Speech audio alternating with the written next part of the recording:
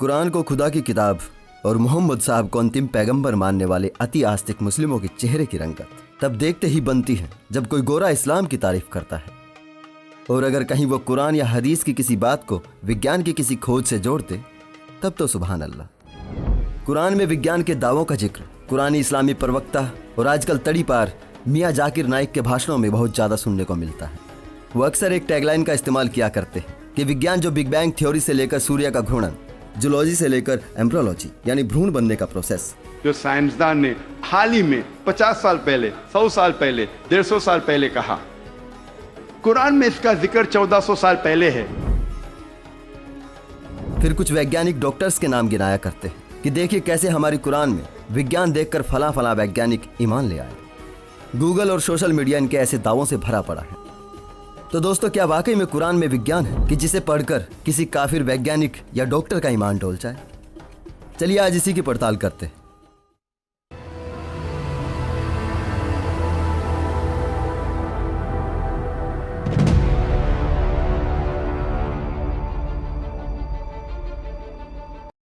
कुरान से जुड़े जिस वैज्ञानिक चमत्कार की आज हम चर्चा करने जा रहे हैं वो कुरान की सूरह अल मोमिनून की 12 से 14 आयत और सूरह 96 अल अलग की पहली आयत है, जिसमें भ्रूण के बनने का प्रोसेस बताया जाता है। और एक थे प्रोफेसर डॉक्टर कीथ एल्मूर, जिन्होंने कुरान की इन आयतों को पढ़ने के बाद माना कि कुरान ही ईश्वरीय ग्रंथ है और मोहम्मद साहब अल्लाह के असल पैगंबर थे, क्योंकि ये जानकारी उस समय में किसी साधारण मनुष्य के पास होना संभव नहीं था। अब जरा मूर की नज़र में इस चमत्कार को देखते हैं। उनके मुताबिक यह बातें 7वीं शताब्दी में बता दी गई, जबकि विज्ञान ने यह बातें बहुत बाद में बताई। तो इस चमत्कार को नमस्कार तो बनता है। अगर मूर की ही बात मान ली जाए तो हमें यह भी मानना पड़ेगा कि 7वीं शताब्दी से पहले अरब और आसपास के इलाकों में, यानी जहां तक भी उनका संपर्क था, वहां के रहने वाले लोग एकदम मतिमूर थे। उन्हें कुछ भी नहीं पता था। हो सकता है बेचारे खाना भी नाक से खाते रहे हों। यानी वो इस हद तक अनजान थे कि जब कुरान ने उन्हें बताया कि हमने तुम्हें एक नुत्फे यानी सीमन से पैदा किया है, तब उन्हें पता चला। वरना वे भी हमारे बचपन की तरह यही समझते रहे होंगे कि बच्चे अस्पताल से आते हैं या आसमान से कोई फरिश्ता आकर छोड़ जाता है। पता नहीं सहवास क्या सोचकर करते रहे होंगे लोग, और चर्मोत्कर्ष यानी इजैकुलेशन के बाद जारी वीर्य को शायद यूरिन की ही कोई वाहियात अवस्था समझते रहे होंगे। दोस्तों, क्या पुरानी सभ्यताएं इन बातों से इतनी अनजान हो सकती थी? इस दावे की पड़ताल करने के लिए चलते हैं प्राचीन काल में 2000 से 5000 साल पहले। उस दौर में सभ्यताएं 3 फॉर्मेट में पनप रही थी। एक वनों में रहने वाले आदिवासी, दूसरे गांव में रहने वाले कृषि और पशुपालन करने वाले, और तीसरे नगरों में रहने वाले जो खाने पीने के सामान के अतिरिक्त जीवन निर्वाह के लिए जरूरी वस्तुओं का व्यापार किया करते थे। इन नगरों में एक खास व्यवसाय भी हुआ करता था, वेश्यावृत्ति, जो उस दौर में मनोरंजन के लिए उपलब्ध एक स्वीकार्य और सम्मानित व्यवसाय था। बाइबल में भी वेश्यावृत्ति का जिक्र है, और बाइबल कुरान से पहले की किताब है।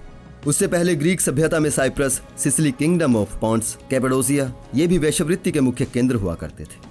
और बात करें प्राचीन भारत की, तो यहाँ इसके लिए बाकायदा नगर वधुएं तैयार की जाती थी वेश्यावृत्ति करवाने के लिए। जेरूसलम में कामुक गतिविधियों के लिए बाकायदा मंदिर हुआ करता था, और यूनानी सभ्यता में इसे पवित्र काम की संख्या दी जाती थी।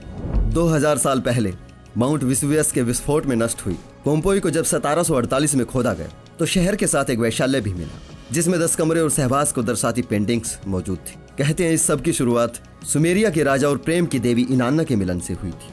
यानी तब सेक्स किसी भी सभ्यता में वर्जित विषय नहीं था। मूर साहब की खोज से काफी पहले भारत की महाभारत और पुराणों की कहानियों में भी सेक्स वर्जित विषय नहीं मिलता। यहाँ बाकायदा सेक्स की देवी रति, रंभा, उर्वशी हुआ करती थी। वहीं और पीछे जाएं तो ग्रीक सभ्यता में एफ्रोडिएट को यह सम्मान प्राप्त था। ज्यादातर बड़े नगर समुद्री किनारों पर आबाद थे, जहां बाहरी लोगों का व्यापार के लिए आना जाना लगा रहता था, और यही वैश्यालय राज्य की अर्थव्यवस्था का हिस्सा हुआ करते थे। अब इस बात पर दिमाग खपाइए, क्या वेश्यावृत्ति के लिए जाने वाली महिलाएं प्रजनन के लिए उस पेशे में गई थी? क्या उन्हें पता नहीं था ऑर्गेज्म के बाद जारी वीर्य से कई बार उनकी माहवारी बंद हो जाती है और वो गर्भवती हो जाती है? अब क्योंकि वो प्रजनन के लिए इस काम में नहीं थी, तो जाहिर है तब अनचाहा गर्भ भी गिराया जाता होगा। हालांकि उस वक्त के तरीके बेहद खतरनाक होंगे, लेकिन कुछ तो उपाय किए ही जाते होंगे। मेरे कहने का मतलब है, उस गिराए हुए गर्भ से क्या किसी को भी शिशु की पहली अवस्था का पता नहीं चल पाया होगा? इसके अलावा एक घटना और है जिसे मिसकैरेज कहते हैं। यह भी कोई एकाएक प्रचलन में नहीं आया। यह भी औरत के साथ तब से हो रहा है जब से वो वजूद में। तो क्या मिसकैरेज के बाद गिरे गर्भ में उन्हें शिशु की पहली अवस्था न दिखाई दी होगी? क्या यह संभव है कि 7वीं शताब्दी से पूर्व किसी को मिसकैरेज ही नहीं हुआ होगा? जो घटनाएं मर्द के सामने और औरत के साथ तब से हो रही हैं जब से वो वजूद में है, तो क्या वे इस बात से अनजान रह सकते थे कि गर्भ में भ्रूण लहू के कतरे से जन्म लेता है? थोड़ा सा अपना दिमाग लगाइए और सोचिए कि क्या कुरान से पहले सभी मर्द औरत इन बातों से अनजान रह सकते थे?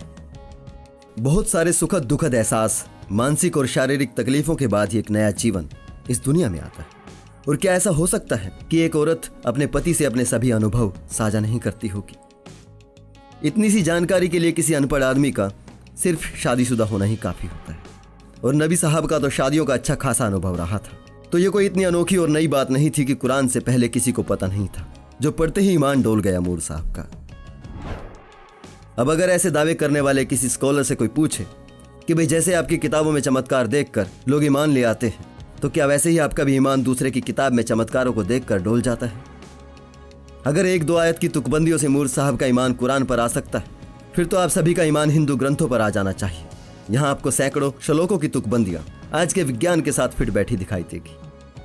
इसे अहंकार मत समझिएगा, लेकिन मियाँ जिस नुत्फे के जिक्र से आपकी किताबों पर काफिरों का भी ईमान डोल जाता है, उस नुत्फे को तो हमारे ऋषि मुनि जगह जगह टपका कर बच्चे पैदा कर दिया करते थे। हमारे द्रोणाचार्य कृपाचार्य उसी टपके हुए वीर्य की संतानी थी। कुरान से बेहतर चमत्कार और आविष्कार तो आपको हमारे महाभारत में मिल जाएंगे। आखिर संजय ने पूरा महाभारत कुरुक्षेत्र से बहुत दूर महल में बैठकर लाइव टेलीकास्ट किया था। विज्ञान तो कुछ साल से सीधा प्रसारण करने लगा। मियाँ हम भी तो कह सकते हैं कि टेस्ट ट्यूब बेबी की प्रेरणा लुइस जो ब्राउन ने कौरवों के जन्म से ली थी। अगर आप ईमान लाना चाहे तो प्लास्टिक सर्जरी से लेकर परमाणु आविष्कार सब हमारी किताबों में पहले से उपलब्ध है। आप तो एक कुरान और कुछ हदीसें लेकर इतराते हैं। अगर हिंदू ग्रंथों को पढ़ने बैठोगे तो इतने ग्रंथ हैं कि हर चीज का तुक्का कहीं ना कहीं फिट बैठ सकता है। जिस हिसाब से मूर साहब कुरान में विज्ञान खोज रहे थे, अगर उसी नीयत से हमारी एक किताब भी पढ़ी होती तो यकीनन बनारस के किसी घाट पर मूर साहब की भी कोई कुटी होती। कुरान या किसी भी मजहब की कोई भी किताब अगर साइंटिफिक किताब होती तो पूरी किताब पूरी तरह से साइंटिफिक होनी चाहिए थी। यानी अगर एक दो बातों की तुकबंदी से मूर साहब का ईमान डोल भी गया था तो बाकी आयतें पढ़कर स्थिर हो जाना चाहिए था, क्योंकि आगे इसी कुरान की सूरा अल मोमिनून में ही 17वीं आयत है कि हमने बना दिए तुम्हारे ऊपर 7 आसमान। अब यहां से सिद्ध होता है कि मूर साहब ने केवल अपने मतलब की आयतें ही पकड़ी, नहीं तो थोड़ा भी विज्ञान का जानकार जानता है 7 आसमान तो छोड़िए, आसमान तो एक भी नहीं है। जिसे आसमान कहते हैं वो तो वायुमंडल है, उसके अलावा जो है बस वो स्पेस है, और उसका कोई ऊपर नीचे नहीं है, वो हर तरफ है। फिर सूरा इसरा की आयतों के अनुसार नबी साहब का बुर्राक नाम की गधी पर बैठकर 7 आसमानों का सफर करना, चांद के उंगली से 2 टुकड़े कर देना, दुनिया भर की बचकानी बातें भी इसी कुरान में है। इस तरह की साइंस पढ़कर तो मूर साहब के ईमान को लकवा मार जाना चाहिए था। कुरानी बिग बैंग की बात करते हैं कि बिग बैंग का जिक्र कुरान में है। सूरा अंबिया की आयत के अनुसार क्या वे नहीं जानते जमीन और आसमान पहले मिले हुए थे, हमने उन्हें जुदा किया। सोचने वाली बात तो यह है कि जब खुदा ये बिग बैंग वाला जादू कर रहा था तो वो खुद कहां पर खड़ा था। इस दुनिया को बनाने वाला जादूगर बड़े कमाल का है। एक तरफ तो उसके सिर्फ हो जा कह देने से सब हो जाता है, फिर भी वो 6 दिन लगाता है। इस तरह के सवाल जब होते हैं तो बड़ी अजीब सी दलीलें सुनने को मिलती है कि कुरान SCIENCE साइंस की किताब नहीं है, ये तो SIGNS यानी साइंस की किताब है, यानी इशारों की किताब है। तो भैया इन साइनों का बताओ क्या करें? क्या फायदा इन जबरदस्ती के साइन यानी इशारों का, जब 57 देश और 2 अरब की आबादी रखने वाले मुस्लिम एक भी ऐसा साइंटिस्ट पैदा न कर सके जो अल्लाह के इशारे पकड़ सके। उसके लिए भी काफिर वैज्ञानिकों को पेट्रो डॉलर खिलाने पड़े। असल में कुरान में वैज्ञानिक दावों की शुरुआत उस समय हुई जब 1976 में एक फ्रांसीसी मेडिकल सर्जन मॉरिस बुकेले द्वारा एक किताब द कुरान एंड साइंस प्रकाशित हुई, जिसमें कुरान की आयतों में छुपी हुई बहुत सी विज्ञान की बातों का जिक्र किया गया था। मौलवियों ने इस किताब को हाथों हाथ लिया। जल्दी ही यह किताब उनके भाषणों में किए जाने वाले वैज्ञानिक दावों का मुख्य आधार बन गई और साथ ही नए मौलवियों को परीक्षण के दौरान पढ़ाई जाने वाली किताबों में से एक जरूरी किताब बन गई। चूंकि ये किताब किसी गोरे ने लिखी थी जो कि एक मुस्लिम भी नहीं था, इसलिए आम जनता को समझाना भी बड़ा आसान हो गया, क्योंकि एक आम अवधारणा है जो पता नहीं कैसे बनी कि कोई गैर धर्म का बंदा किसी गैर धर्म की तारीफ में कुछ कहे तो उसकी बातों को लोग ज्यादा गौर से सुनते हैं, और अगर कहीं वो बंदा गोरा अंग्रेज हुआ तो सुभान अल्लाह। इसलिए मुल्लाओं ने इस किताब को बहुत सराहा।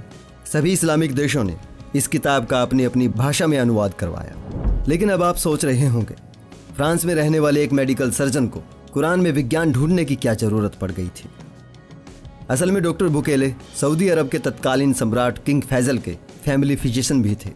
वो किंग फैजल की अकूत संपत्ति और शान शौकत से बहुत ज्यादा प्रभावित थे और जाहिर है किंग फैजल उनके सबसे खास कस्टमर्स में से एक थे और कस्टमर भी ऐसा जिसे कोई खोना नहीं चाहेगा। तो डॉक्टर बुकेले ने किंग फैजल से नज़दीकियां बढ़ानी शुरू की। बातचीत का सिलसिला आगे बढ़ा तो किंग फैजल ने डॉक्टर साहब का परिचय इस्लाम और कुरान से करवाया। यहीं से डॉक्टर बुकेले के दिमाग में किंग फैजल का खासम खास बनने और साथ ही पेट्रोडॉलर कमाने का एक दोहरा प्लान कौंध गया और डॉक्टर बुकेले ने तुरंत ही अरबी भाषा सीखनी शुरू कर दी। डॉक्टर बुकेले अच्छी तरह से जानते थे अरब के मालदार शेखों को कोई बात अंदर तक गुदगुदा सकती थी तो वो ये कि एक गोरा काफिर कुरान की तारीफ करे।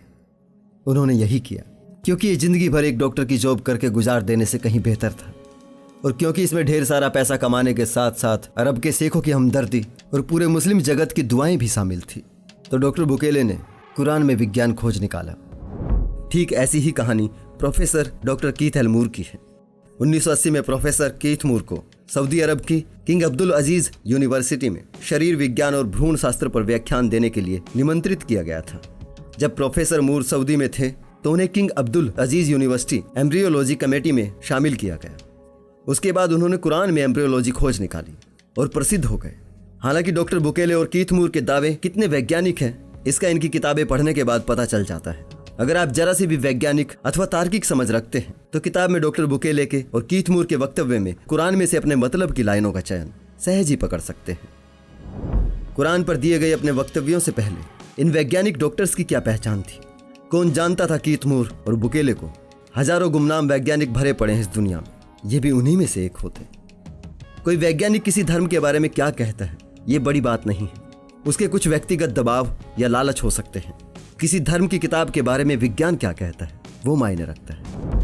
ये जबरदस्ती का विज्ञान निकालने का प्रपंच कुछ समय पहले ही शुरू हुआ है। जब से विज्ञान के कदम आगे बढ़ने लगे तब से धर्म की किताबों की कहानियां झूठी साबित होने लगी। तब धर्म के ठेकेदारों को यह बिल्कुल भी गवारा नहीं हुआ कि कोई भी उनके सदियों पुराने स्थापित धर्म पर जरा भी संदेह करे।